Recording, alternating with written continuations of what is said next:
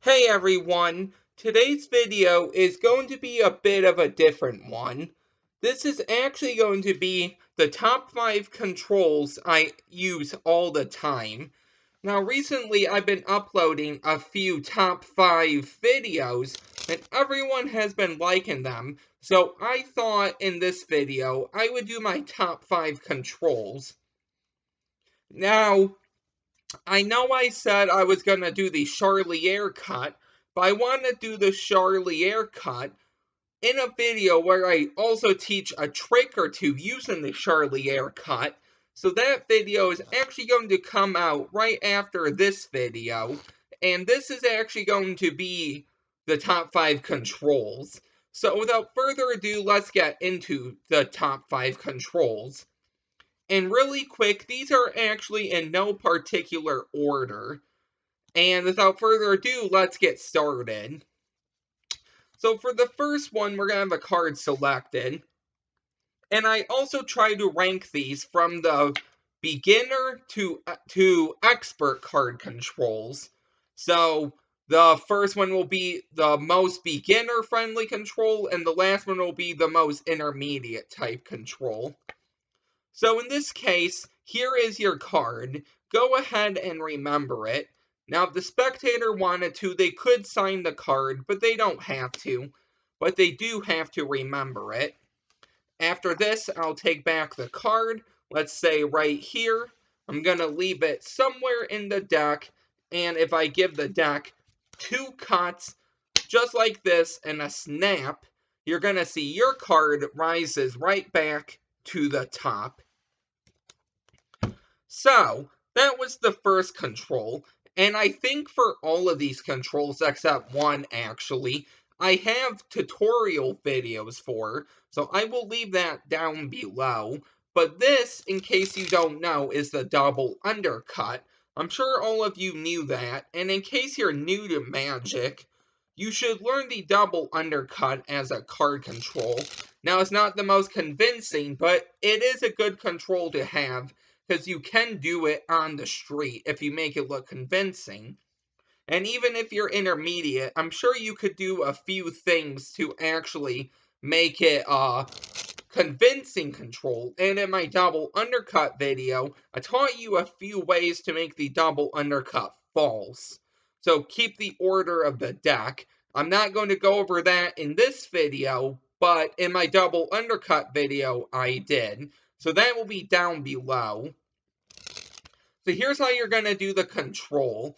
There's 2 ways you can do this. So I'll show you what I did and then the original way. So the first way involved getting a card selected. Let's say the 4 of diamonds. Doesn't have to be signed, but it would be nice if the spectator could remember it. And I'm going to leave this face up. Obviously, it would be face down. After this, you're going to spread about halfway and have them place it in. Now, it doesn't have to be halfway. It can be somewhere in the middle. Once they place their card in, you're going to put your pinky in and you're going to square up the deck. And what this is going to do is give you a pinky break. So right below your pinky is going to be their selection. So, along with this pinky break, there's a few things you're gonna want to do. The first thing is you're gonna want to watch your angles on all sides because you have this massive break. You're gonna want to hide it. There's a few ways you can do it, and the few ways I'm gonna show you, I actually do all of those together. You'll see what I mean. So, the first thing, if you look, it should be the most obvious, is you're going to have a line of separation right here on top. Now this is because of the break. So the more your pinky is in the break, the more visible the break is going to be. And the less your pinky is out, the least visible the break will be. But you don't want your pinky to barely be in there because you don't want to lose the break. So what you can do is actually keep your break however you do, but put your index finger across the top. Okay, that's one thing you can do. Now this isn't recommended all the time because some people have really good eyes and they can see. And some breaks are just too big to actually hide. So another thing you can do with your index finger is have the deck tilted down, or you can get rid of your index finger and just have the deck tilted. Now I like to combine both like this. And the last subtlety I like to do to bevel this break out of here is put my thumb across the center or the middle of this deck and push down. Okay, so I'm going to put my thumb across the middle and push down. So now when I have my index finger on top or in the front of the break, when my hand is tilted down and when my thumb is across the center and pushed down, combine all those at once and the break is pretty much hidden, okay? As you can see, the break is pretty hard to spot, okay? And also I like to take the cards and square them up a little. That's just going to hide the break even more. So now you're going to have to do a double undercut.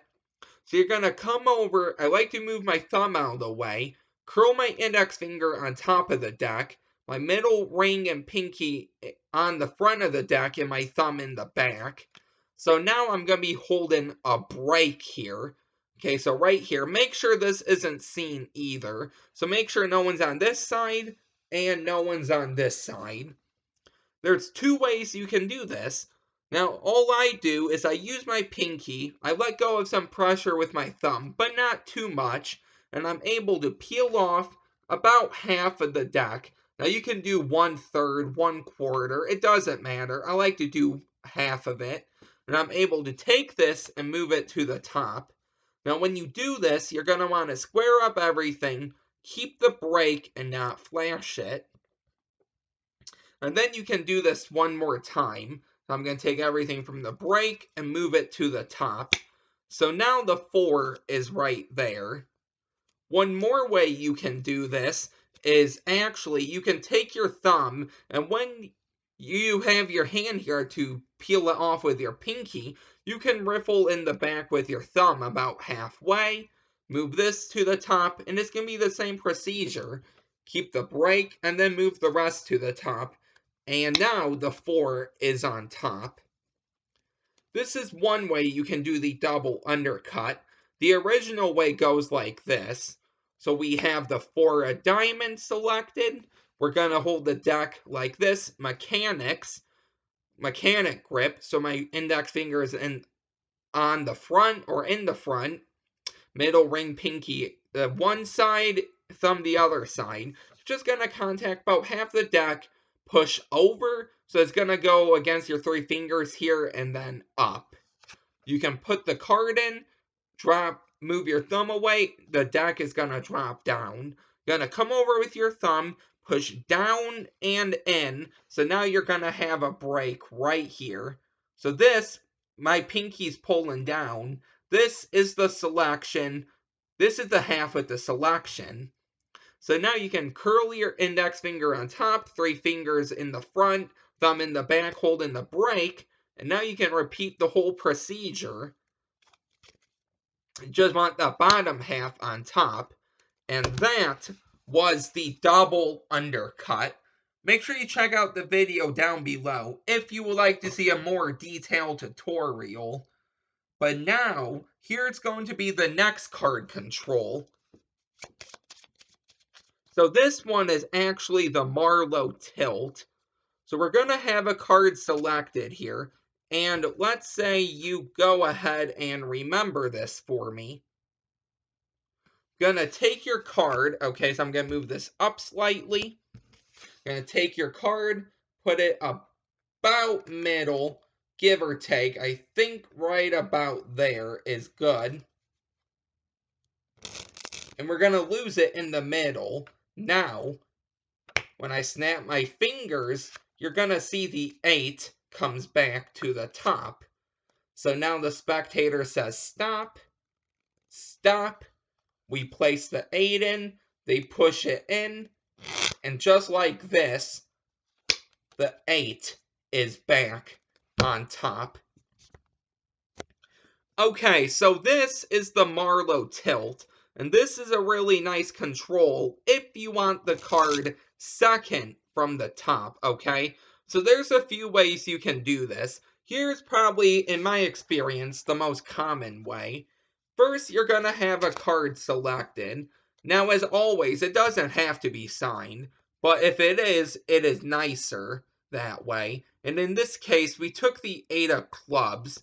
They're going to remember it, and all you're going to do, whether you're turned around, everyone's showing it around, whatever, you're going to need a break underneath the top card, like this. So another pinky break. And in this case, I did something different.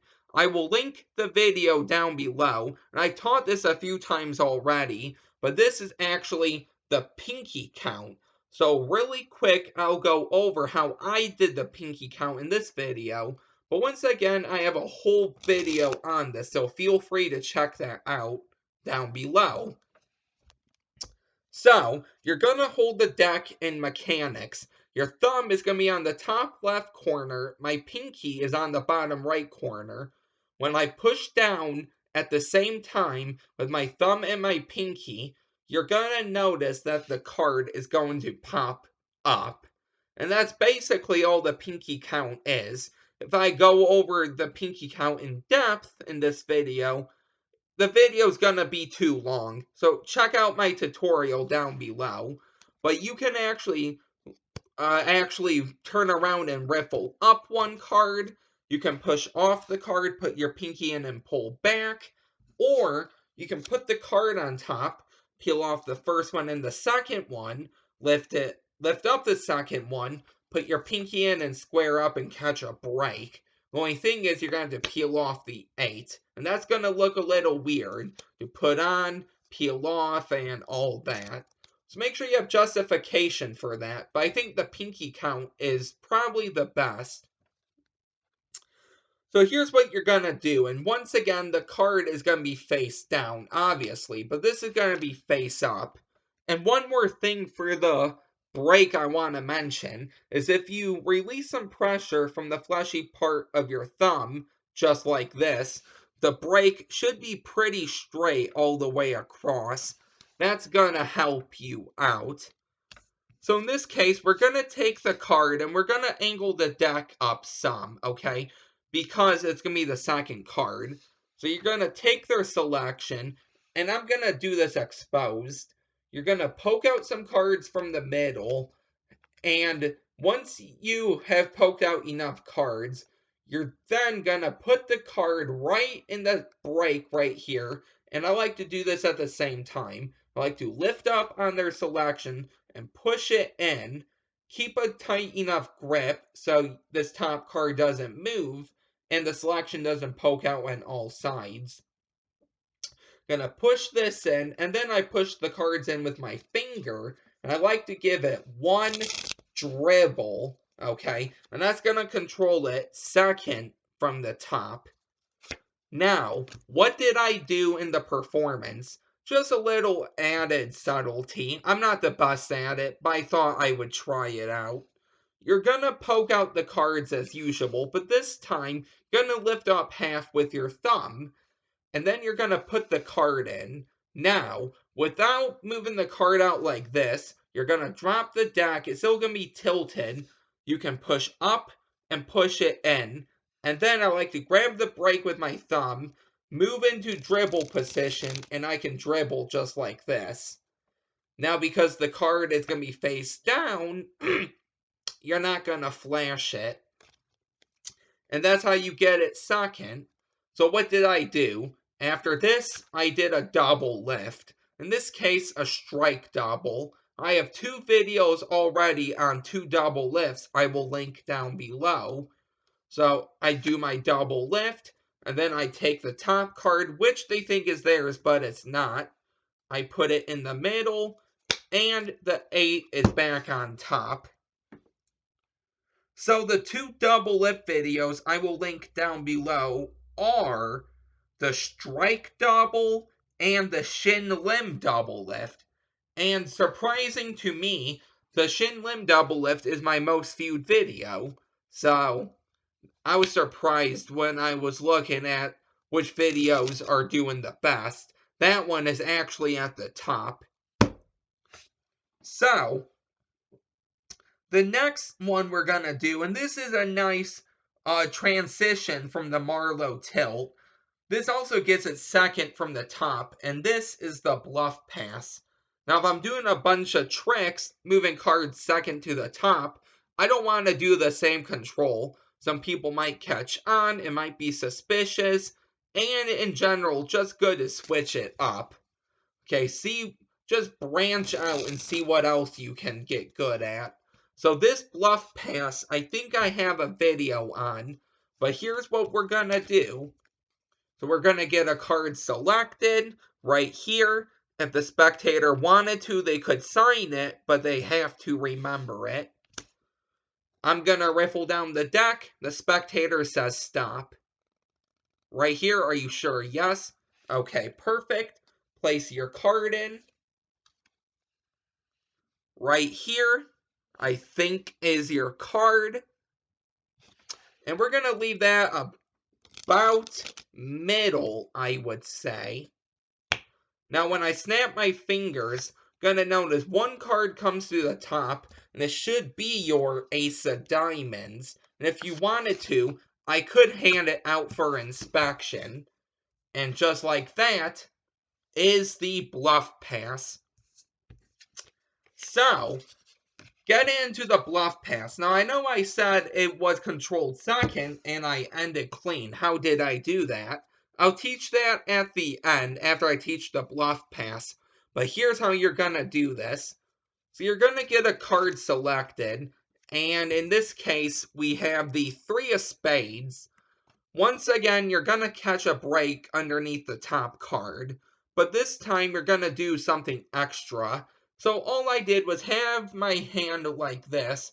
I push over the top card, put my pinky in, come back, and catch the break. What you're going to do is you're going to come over, and your 4 fingers are going to be straight like this. Okay, and they're not going to be apart like this. So straight in the front of the deck, and my thumb in the back. Now my thumb is going to be holding the top card separate from the deck. So now, when you riffle down, they're going to call out stop. Once they're good here, you're going to lower your hand, and all at once, I like to tilt it down too. You're going to let go of the break with your thumb and lift up on the 1 card. Some things you want to watch out for. Number 1, watch your angles. This is 1 card. You want to convince them as half the deck. Okay, so make sure your hand is into yourself. Another thing is watch how you're actually holding the card. You're doing too much strain like this. It might look a little suspicious. Okay, so this is 1 card. And let's say we have half the deck. This is half the deck. Okay, so maybe you can see that difference. And the last thing is watch for the windows. And what do I mean by windows? Just separations in your fingers. Because if you're not careful, they might see this thing.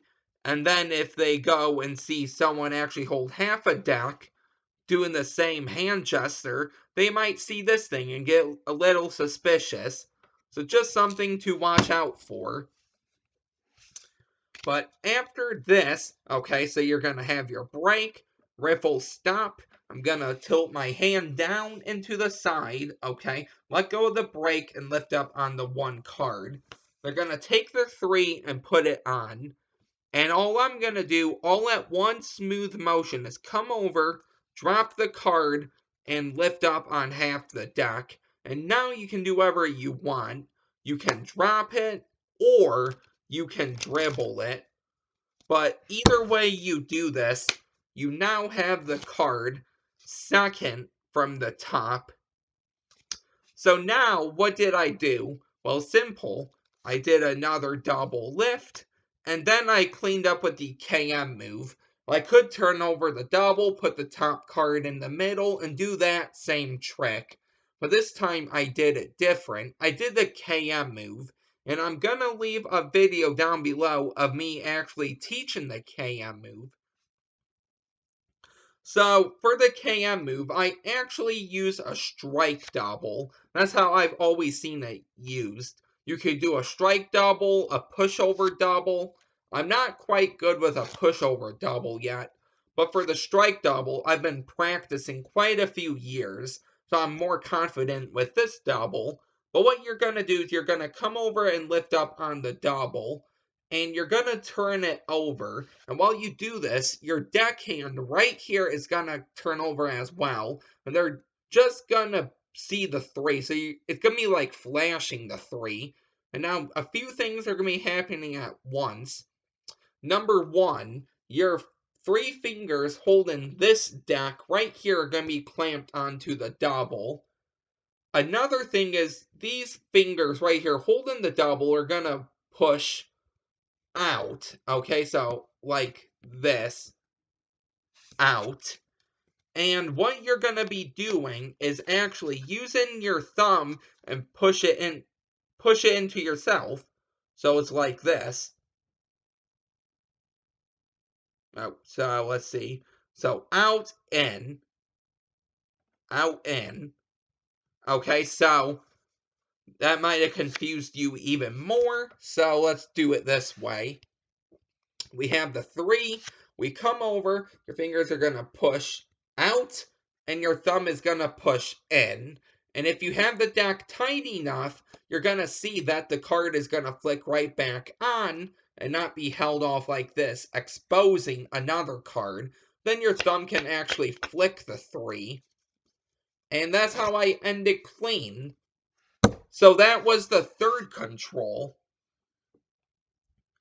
The 4th control is going to be this move. Now, I don't know the name of it, but I did teach it in my slop video. So I taught like the original slop, slop V1, slop V2, and I even taught an original A-can I came up with myself, any card at any number using this control. So I will leave that video down below. But if you would like to see a dedicated video to this control, just let me know. And this is a really nice control for a few reasons. Number 1, if you have those hecklers, you can show them the top few cards and their card won't be there. And you can even show them the bottom if you want to keep consistency.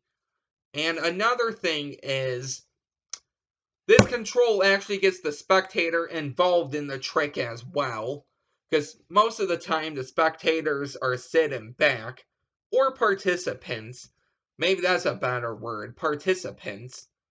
They're going to be sitting back, not really participating in the trick. So this is a really good control. So enough talking, and let's show you the control here. So this is going to be the card, and in this case, let's look at it together. So in this case, we have the 6 of spades. I'm going to return the 6 of spades somewhere to the middle and explain to the spectator, I'm going to have 2 piles here, one for you, one for me. So this first pile will be yours, because I want you to get involved immediately, so you can mix these up however you would like to. But if you would like me to show you a way to mix up the cards, you can do it just like this. So let's say the spectator actually joins in and they mix it up just like this, okay? And we can do this throughout the whole deck. It doesn't matter. So I might hand you a few more cards to mix up. And once you're done actually mixing these up, we can throw the rest on top. And I can show you your card isn't on top and it isn't second from the top, but it's actually 4th from the top. So 1, 2, 3, 4, 6 of spades, just like that. Okay, so here's the control. I like to call this the Heckler Control, but I don't know the actual name. So here's how you're going to do this. It's actually not hard at all. You're just going to need to watch out for a few things. So in this case, let's say they choose the 5 of hearts. You can either have them touch it in a spread, okay, and leave it in the spread that way. Double backer, what do you know?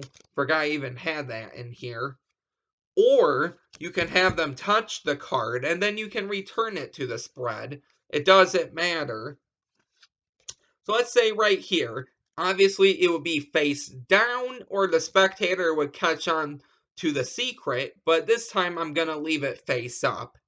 So once you have it about middle, give or take, because you're going to have two piles here, you're going to square up and catch a break. Okay, so a lot of these controls involve keeping, maintaining, even going over a break. So make sure you're comfortable with a break. And what you're going to do is actually start two piles to make sure you hide the break in the front, and you can explain. One pile's for me, and one pile's for you. It doesn't matter. So I like to do the spectator first, and I take off about half the cards from the top half of the break. And then the second half will be mine. And I like to get the spectator involved immediately. Once I give them cards, they can shuffle those, and then they can throw them on top of mine. I say, here, let me show you another shuffle you can do, or something along those lines. And once I'm done with the break, I take the top three cards, keep them as they are, move them to the bottom, and then peel off even more. Okay, I can hand these to the spectator, they can shuffle them, or you can throw them on top. But while they're doing this, don't go too far down in the deck, because you're actually gonna spread, make it look like you're looking for some more cards to throw off. But at the bottom, you're gonna be counting 3 and another 3. There's gonna be 6 cards. Lift up on this 7th and keep your break. And now all these cards above the break, the spectator can shuffle like this. And then once you're done with that break, this little stack of cards can go on top. And now you're all good. So if you go 1, 2, 3, 4, you have the 5 of hearts. Let me go over that one more time. That was a lot to take in, so let me go over that. You're going to have the card somewhere in the middle, like this. You're going to square up and keep a break. So you're going to start two piles here. Half the cards for the spectator, the other half for you. So here might be the pattern I would do. And also watch how I do this as well. So here's what we're going to be doing. We're going to be making two piles here. One for you and one for me. So this is going to be your pile. And this is going to be my pile. I want you to start throwing cards on top of my pile. But mix them up just like this to really get them mixed up. And you will notice once I was done with the break, I took the top 3 cards, kept them as they are because the 5 was on top. I moved them to the bottom. And I continued throwing cards. I didn't call any attention to it. I didn't freeze. I didn't stop there. Make sure it looks just like that. And now, because the spectator is going to be so focused on their pile, hopefully they're not one of those spectators that do it like this. Hopefully they actually take the time to really shuffle them up and throw them in. And they can even shuffle the big pile once they're done. You can hand them some more cards. Because this time, you're going to go to the bottom and you're going to count 3, another 3, that's 6. Here's the 7th card, catch a break underneath it, and now all the cards on top of your break here are free to be shuffled, and then you can take this packet of cards and throw it on top. So now if we count, that's 1, 2, 3, and 4. So, here is going to be the last control. This is a control I do a lot in my videos, and a control I've actually taught a few times, and I have a whole video dedicated to it, but I thought since this was a top 5 control video, and this is my favorite control to do, I would go over this, okay? So you can have all these controls in one video. So this is actually going to be the Overhand Shuffle control, and this is really nice, because you can control the card anywhere in the deck you want.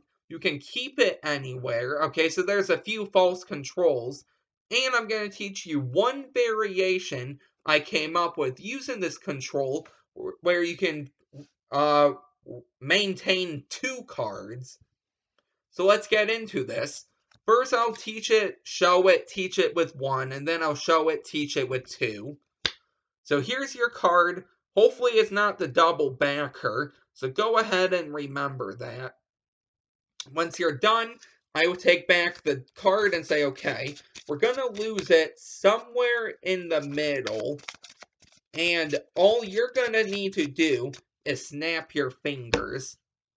So they snap their fingers, and once they turn over the top card, hopefully the 4 of diamonds was their card. Okay, so here's how you're going to do this overhand control.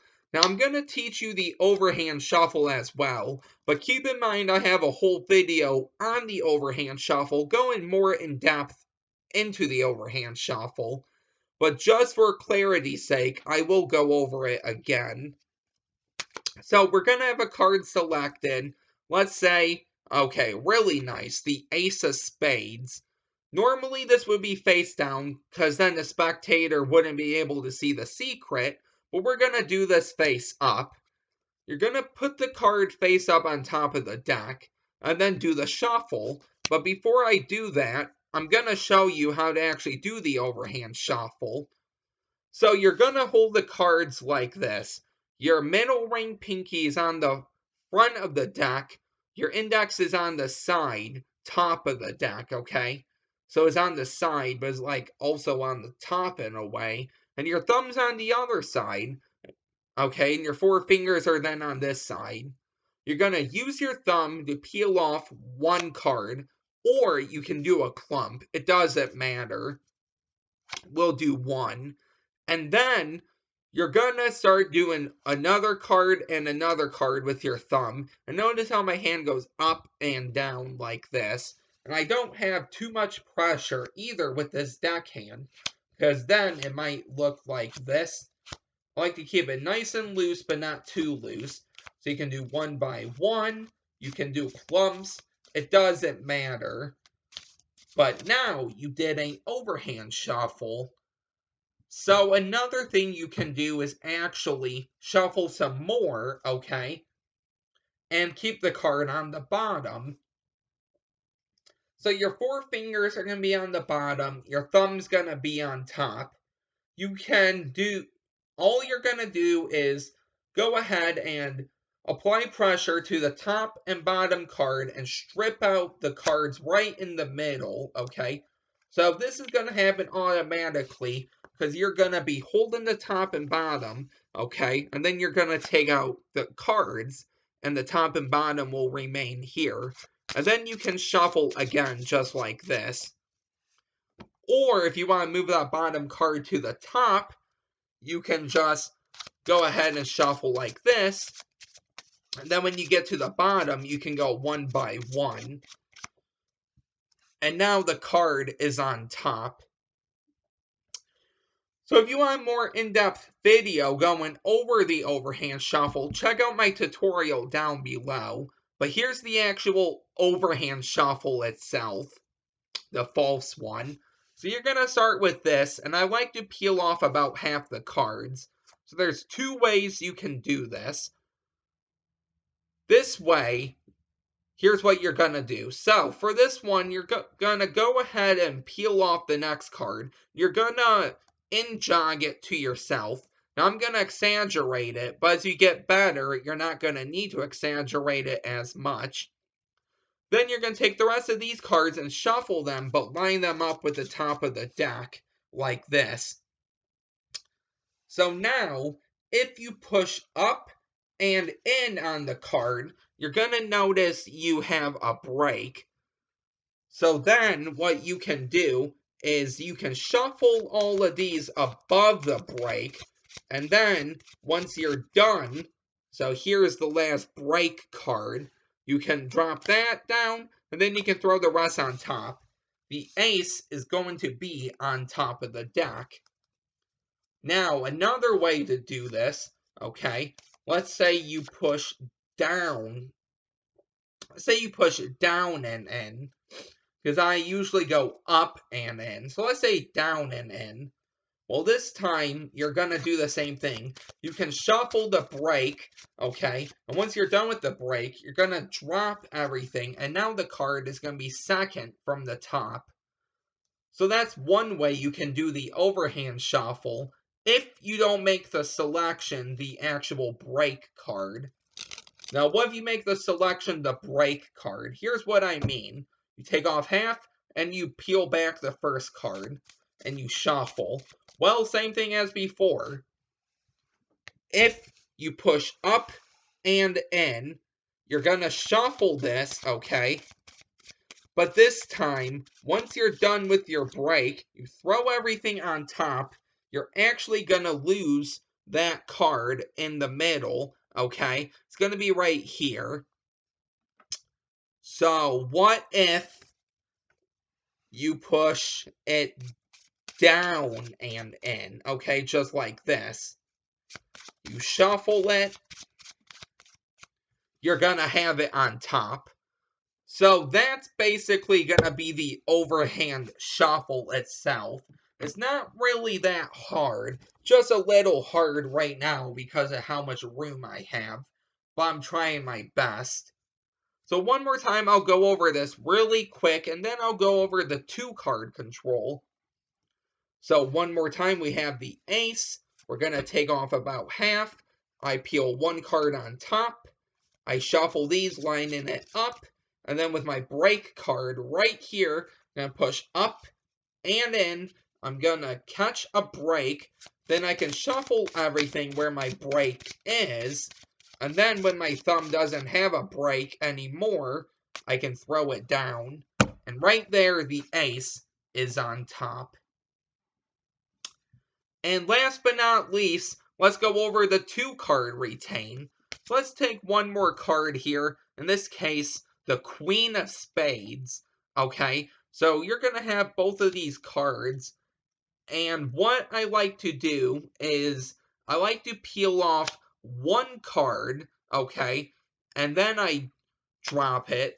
Or what you can do is you can peel off the top and bottom card, and then you can take the next card, you can in-jog it, shuffle these, okay?